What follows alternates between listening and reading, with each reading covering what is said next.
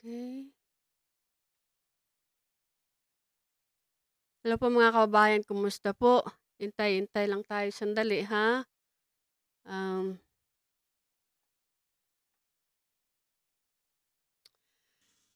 Hello po mga kababayan, kumusta po kayo? Welcome uli dito sa Nancy Bicolana Live at ang dami pong mga balita dito. Katulad ng nandyan sa thumbnail ko na itong mga CPP, NPA front na mga panay po ang ilag. Sa totoo lang mga kababayan, talagang natatalo tayo. Kita mo po mga kababayan, siguro po naman nakita nyo na itong si Ka Eric na lumabas. Yung mga media, nasaan kayo? Ha? Kanino ba palaga kayo mga kababayan itong mga media na to? Sino po ba talagang pinagpuprotektahan nila? Hindi man lamang nila kinover ng gusto itong si Ka Eric. Ito pong sinasabi niya na, and by the way, again, sorry po, bumanat na agad ako tuloy-tuloy kasi 'pag umupo na ako dito talagang mainit na talaga yung aking, yung ulo ko dito kapag kasi nababasa natin, naririnig natin. Pero mga kababayan, paki-thumbs up mga kababayan and paki-like and share po. Ito pong video na 'to mostly na lamang po doon sa hindi pa po nakakapanood sa inyo, panoorin niyo na lang po ito dahil ito na lamang po ang, paraan natin na makatulong lang. Hindi tayo makatulong financially, physically, hindi rin tayo makatulong, hindi tayo makapunta sa bansa natin. Pero the best thing po na makakatulong tayo sa ating government para tapusin na po itong pakikipaglaban na to na sa CPP, NPA, ay ikalat po natin ang words. Ito po ang magagawa natin, yung pong may mga YouTube, yung may mga FB, yung may mga kahit anong account kaysa sa ano ninyo, sa Twitter ninyo, ipakalat po natin itong si Ka Eric kasi siya po mga kababayan, nakakalungkot nga kasi willing na siyang itaya yung kanyang sarili, itaya yung kanyang pamilya para lamang po matapos na ito at matulungan ng ating Pangulo. Si Pangulo na lamang po ang makakagawa nito. 2 years mga kababayan. Kailangan po natin bilis-bilisan ang pagkalat po ng balita at ng mga informasyon para po sa atin to. Kasi 52 years na po tayong tinatakot ng mga to, mga kababayan. Hindi na rin po natin pag-aari yung mga bundok-bundok, hindi ka na rin makapamundok. Sino mga nandoon? Makita ka at hindi ka pro-NPA. Abay, papatayin ka, di ba? 'Di ba? Pumatay na po sila ng bata, pumatay na po sila ng mga civilian, 'di ba? Sino pa po, bakit hindi sila namimili mga kababayan? Dahil nga po katulad nga po ng nasabi ni Ka Eric na wala po talaga silang layunin kundi patumbahin po ang ating gobyerno at gawing komunista ang ating bansa. Gusto po ba ninyo 'yon? Yung pong mga kababayan natin na hindi alam ang buhay po sa ilalim ng komunista. Kailangan po magbasa-basa po kayo, intindihin po ninyo kung ano po ba talaga ang buhay ng komunista. Mga kababayan, masarap po ang buhay ng hindi komunista ang ating government. Ito po ang gusto nilang gawin. Alam po ba ninyo, papaano po nila mapapabagsak ang government? Sila na rin po ang nagsabi na hindi nila kayang labanan ang gobyerno. Kahit na sila ay may arm, kahit na sila may mga baril, kahit na sila may mga panlaban, hindi po nila kayang labanan ang gobyerno. Kaya nga po sila nagkaroon itong mga front na to. Isa pa po, ang napag-isip-isip ko, the only way po na mapapabagsak nila ang gobyerno ay simulan po nila doon sa mga kabataan. Kapag po naubos na nila, lahat po ng kabataan natin ay na-educate na po nila na labanan ang gobyerno, sino po ba ang ating mga kabataan? Hindi po ba yung ating mga kabataan ay pag-asa ng bayan? Paano po magiging pag-asa ng bayan kung na-indoctrinate na po nila?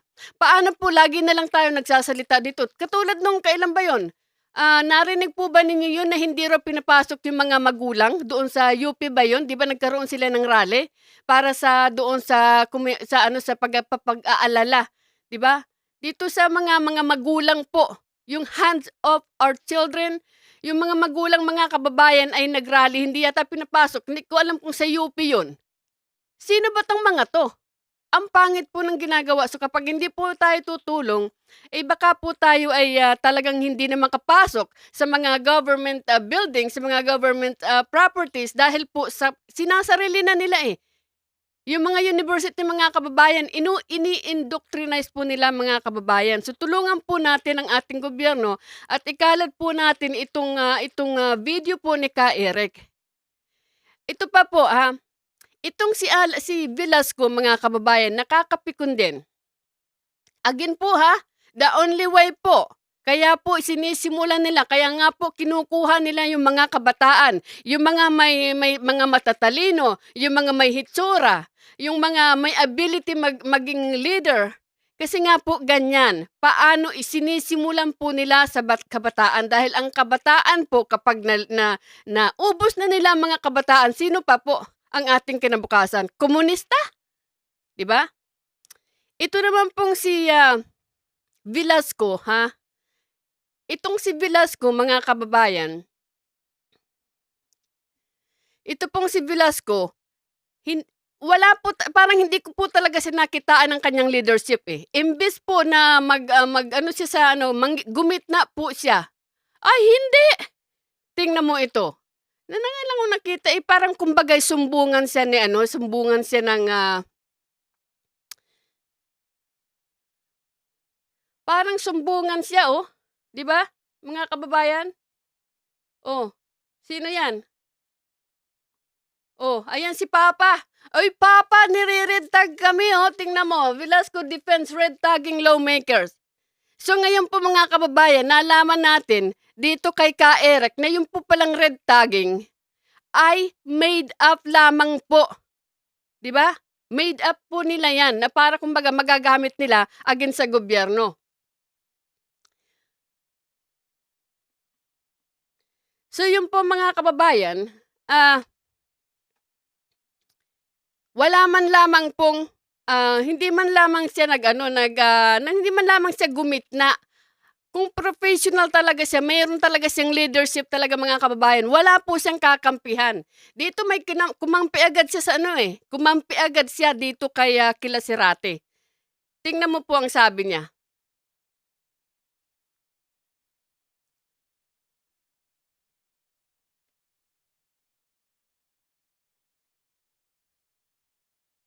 Tingnan mo sabi niya, General Parladi should be more circumspect at cautious in issuing statements against House Representative or House member whose lives he may place in great risk, in danger, sans strong evidence. Sino kaya po ang napupunta sa danger na ito na ganyang kumakampi agad siya na wala siyang kaalam-alam mga kababayan eh.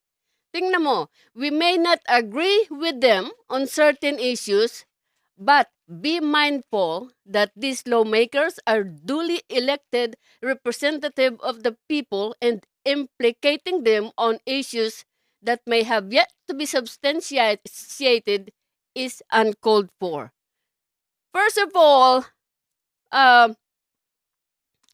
Mr. Velasco, yung party po nila ang ibinoto.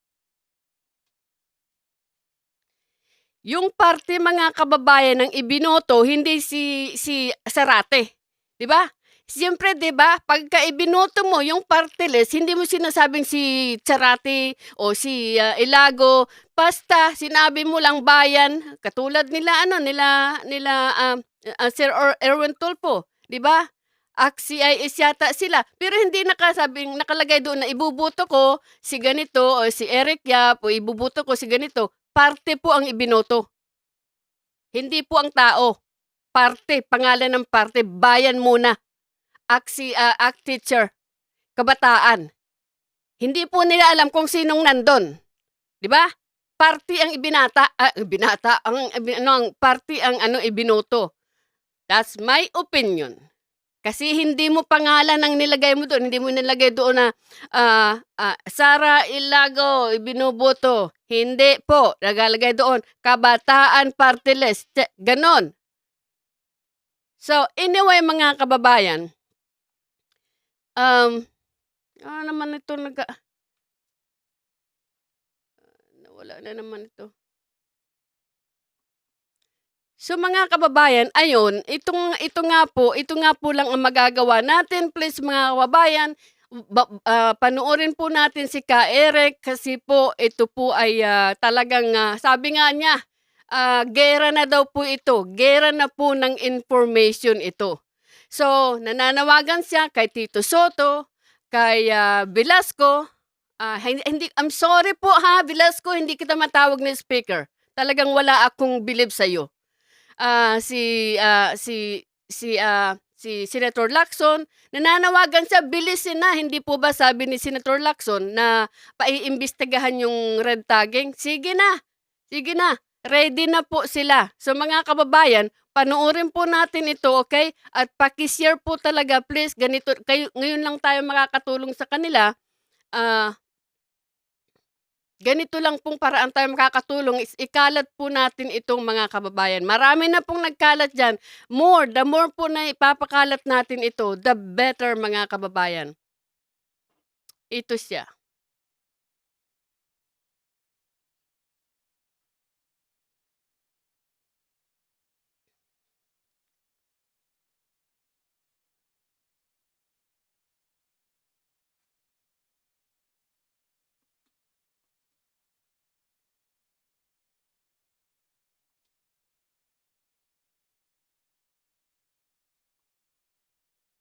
Okay.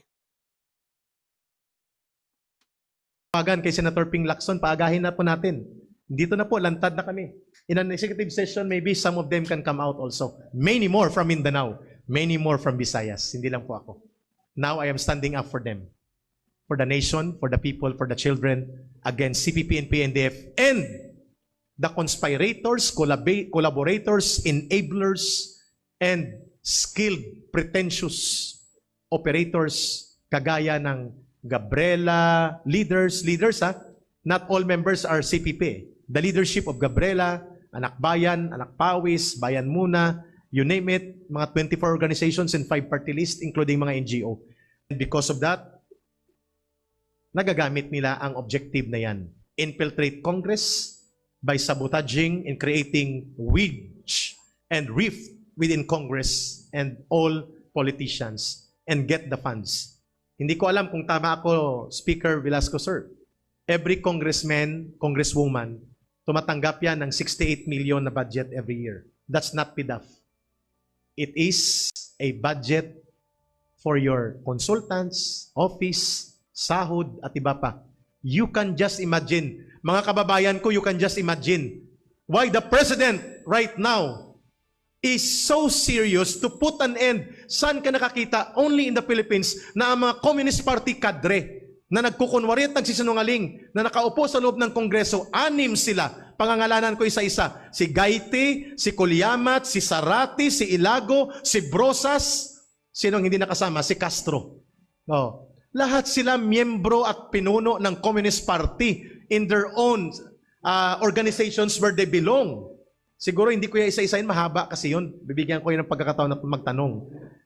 Pero, dinideny nila ito. And yet, they cannot condemn the CPP and PNDF. You can imagine, 408 million pesos. 6 eh. Tama bang math ko?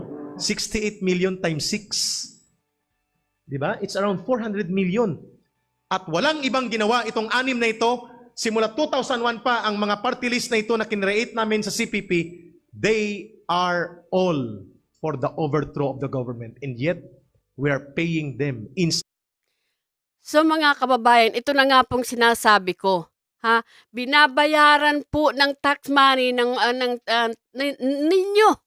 Mga buwis po ninyo, yung mga OFW nagpapadala ng pera, nagbabayad ng tax ang inyong mga pamilya para sa gobyerno. Ito naman po, 6 pala silang binabayaran dito. Ilan daw yung sinasabi niya? Mahigit 480 something million ang naiibigay sa kanila. Imagine dyan mga kababayan, tapos sila pa ang may lakas ng loob, makakapal ang muka na itanggi na sila pa ang gustong magpabagsak yung mga nandyan na gusto nilang labag po talaga sila sa ating bansa ay sa ating gobyerno. Imagine that.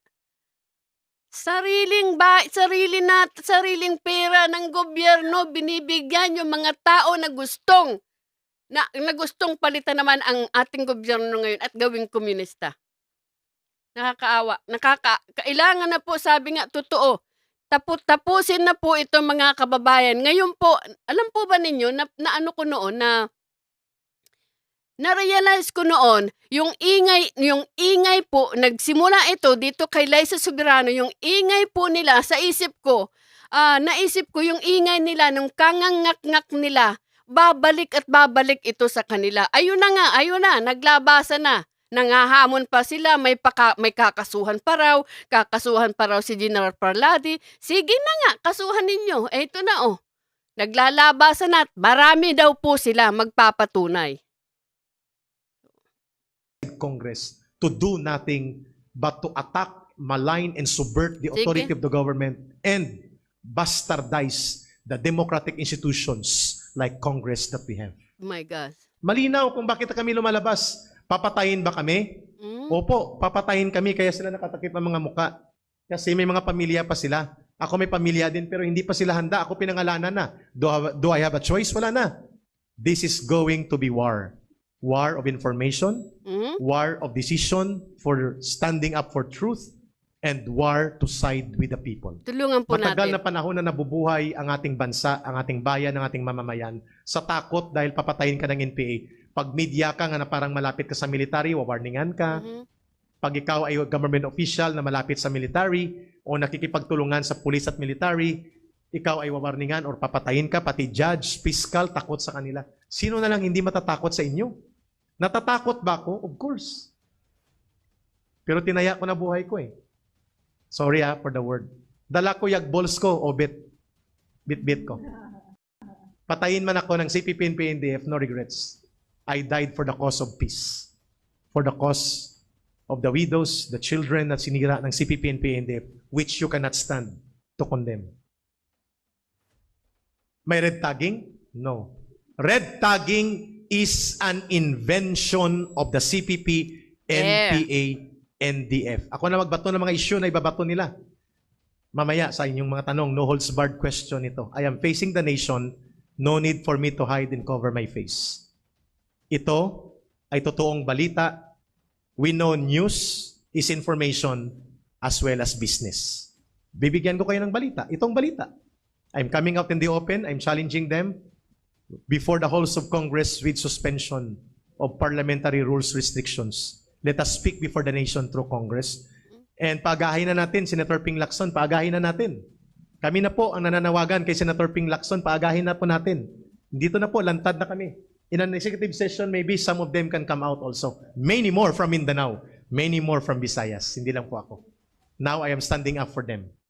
For the nation, for the people, for the children, against CPP and PNDF, and the conspirators, collaborators, enablers, and skilled, pretentious operators kagaya ng Gabriela, leaders not all members are CPP. The leadership of Gabriela, Anak Bayan, Anak Pawis, Bayan Muna, you name it, mga 24 organizations and 5 party lists, including mga NGO. Marami po kayong malalaman sa amin. Sino-sino ang in-infiltrate, sino-sino ang kinukutungan, sino-sino ang nagsisimpatize sa kanila. At anong tunay na kulay nila. All of those sitting in Congress representing Anak Pawis, Bayan Muna, ACT Teachers, Gabriela Women's Party, Kabataan Party, you cannot sit there, much less you cannot even be nominated as part of the party list representation of these organizations which are created by the CPP, led by the Communist Party, connected in supporting the NPA and the NDA for the armed struggle and the violent overthrow of our nation, you cannot be there in Congress if you are not a hardcore CPP cadre. I Wow. attest with my blood, sweat, and my physical danger put in life in line today. Totoo ang sinasabi ni General Parlade, ni Yusek Lorraine Badoy, kami po magpapatotoo. Hindi po kakasya ang inyong program, pero ito ang pamamaraan. At kami po'y mag-iingat because this will take a process. Tama na po ang CPP, NPA, NDF. Bigyan natin ng katuturan at pagtulong ang naghihinagpis na mga nanay na nawala ng mga anak na nirecruit ng grupo nila Sara Ilago and yet tinatago nila dyan sa mga safe houses nila, sa mga underground houses nila at sa headquarters ng bayan mo, ng anak bayan, na kinukonsenti nila Nery Colmenares, nila Gaiti, nila Sarate. Sabi nila, kakasuhan nila ako. Kakasuhan nila kami, lalo na ako. What more can I lose? Hello, sirs, ma'am. Mamamayang Pilipino, I'm already willing to lose my wife, my life, my wife, my children, kasi alam ko pati sila in danger. Umiiyak bang asawa ko? Simulat sa pool mula kagabi pa. She is crying for these things. Hindi ako sumagot sa Facebook nila. Dito ako sasagot sa harap ng taong bayan. And I am open for your question and answer. Mabuhay ang sambayan ng Pilipino at dapat ibasura ang CPP, NPA, NDF at lahat ng mga kasabwat nila na nagiging kagamitan para mag-recruit at magsira ng kabataan at iba't ibang sektor at ng ating mamayan. Maraming salamat po sa inyong pagdating dito. Mayroon pong questions and answer. Mas konti na lamang po para malaman natin. Mayroon kasing question dan na dapat din nating malaman. Okay?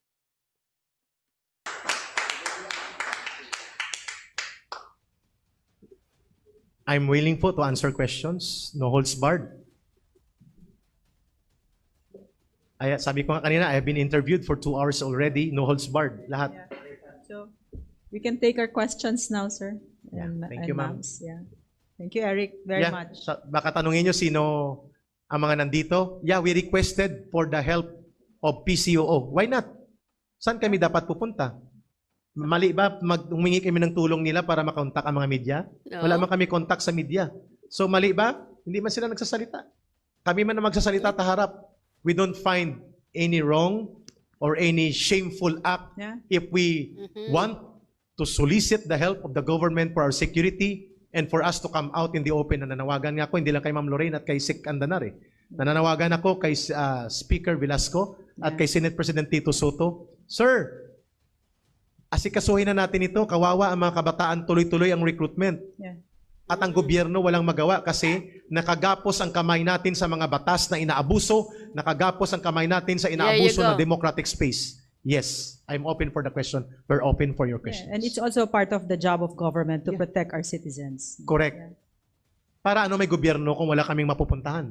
At ang mamamayan hindi makalapit sa gobyerno. Agree.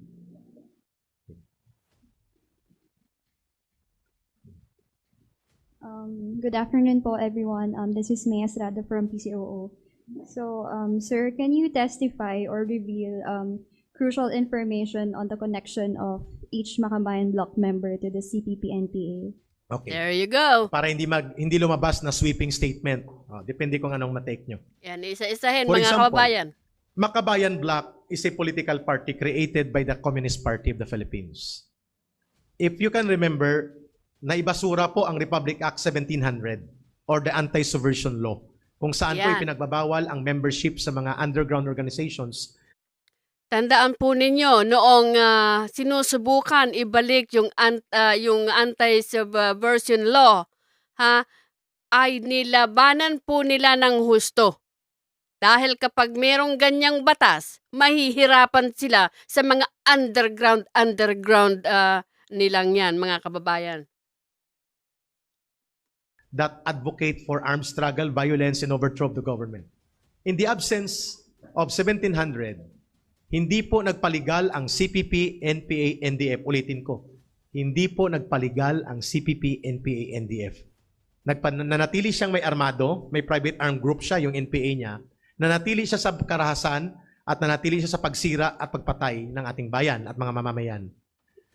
Ang nagligal po, yung kanyang mga party list na kinreate.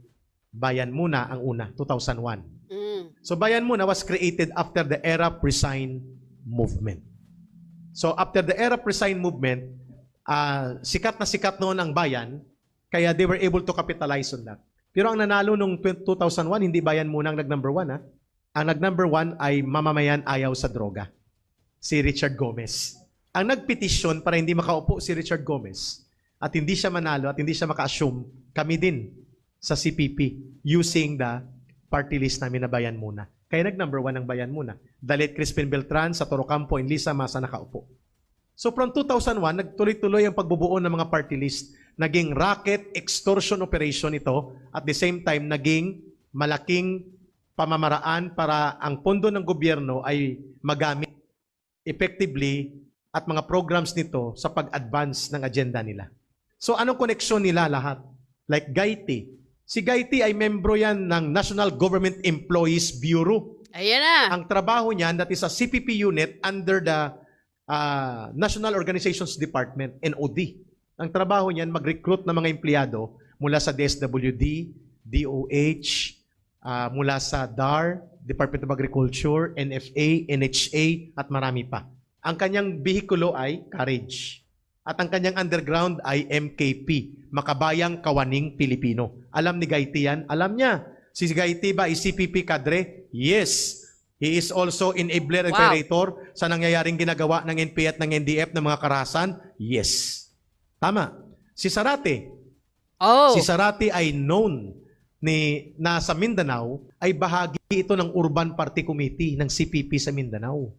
At dito, bahagi ito ng National Party Group ng CPP na nagpapatakbo ng party list. So si Sarate ay hindi lang simpleng abogado. O kakasuhan niya ako? Sige. At ako po'y nananawagan ngayon sa mga volunteer lawyers to prepare. Kay kakasuhan nila ako nito. Yes. They will accuse me. And they will file cases against me. Expected na yon.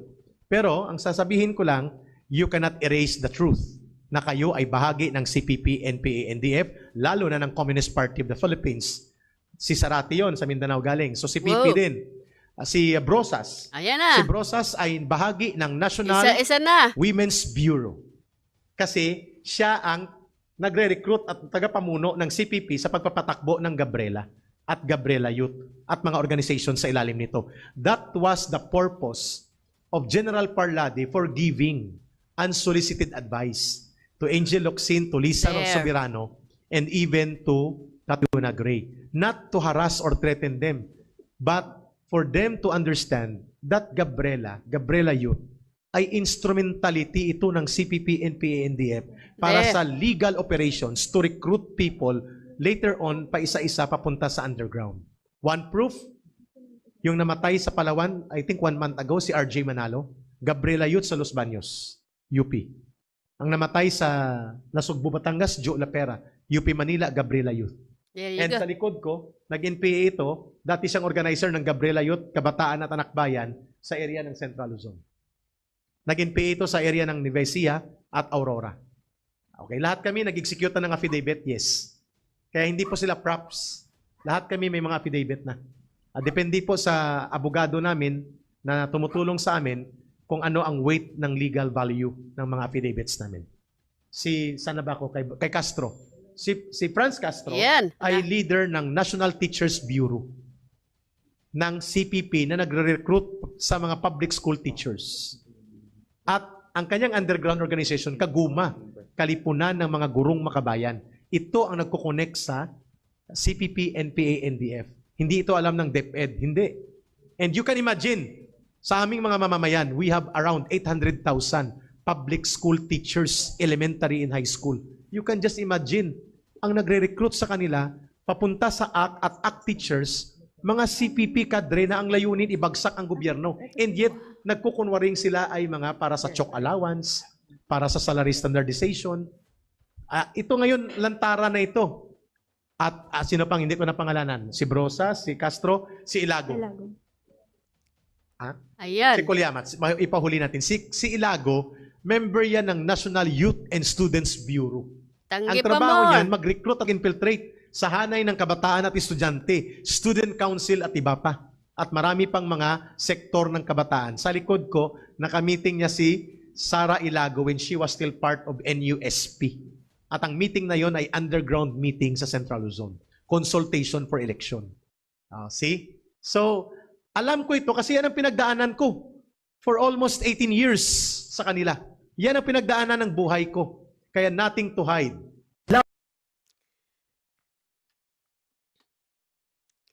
Kaya pawis na pawis. And namamaos ako. Ako po si Ka Eric. So, yan mga kababayan, very, very knowledgeable. I think sabi niya, kung hindi ako nagkakamali, ay 18 years daw po siya. 18 years yata siya na nandyan sa na pagiging cadre, former cadre ng NPA. National pa nga ang pagkasabi. So mga kababayan, very knowledgeable po. Yan na nakikita natin na po siya, hindi po siya yung nakikita natin, very smart po. Napakatalinong mama. The way na magsalita siya, talagang wala siyang binabasa, wala siyang teleprompter, wala. Mukhang talagang lahat. 18 years, di ba? So mga kababayan, I think from the beginning po, nung lumabas po itong si Ka Eric, ay boses lamang po. Boses lamang yung naririnig ng tao, pero kilala siya ng tao. Kaya nga sinabi niya na nagmask na tapos yung iba hindi nakamask. So, mga kababayan, ang akin lang po dito ay tulungan natin na mapakalat ito para matulungan natin ang gobyerno. Yun lamang po maliit na paraan ang magagawa natin. At ang dami po, nakikita naman po ninyo, tama siya, no? Yung mga binabayaran, tapos yung mga gumagamit po ng batas laban sa gobyerno na ginagamit nila ang gobyerno para kumita sila ng pera. Ginagamit nila ang batas ng gobyerno para labanan nila. Diyos ko po naman, gobyerno na nagbibigay sa kanila ng pera, gobyerno pa rin pababagsakin nila. Kasi dahil gusto nilang, akala nila yung ipinaglalaban nila ng 50 years ng sobrang tagal na ay makakabalik pa rin. Makakagawa. Ngayon pa, no? Tapusin na po ito para naman po bumaba na kayong mga tingnan sa bundok. Wala na po kayong pag-asa kasi po kumbaga full blown na po ito Marami na pong tutulong, gising na mga taong bayan. Ayaw po namin kasi ng ganyan, merong nagtatago, kumbaga parang may aswang lagi diyan na kapag ka ikaw ay nabulaga, titirahin ka nila. 'Di ba? Wala po silang respeto, hindi nila nire-respeto ang mga sibilyan.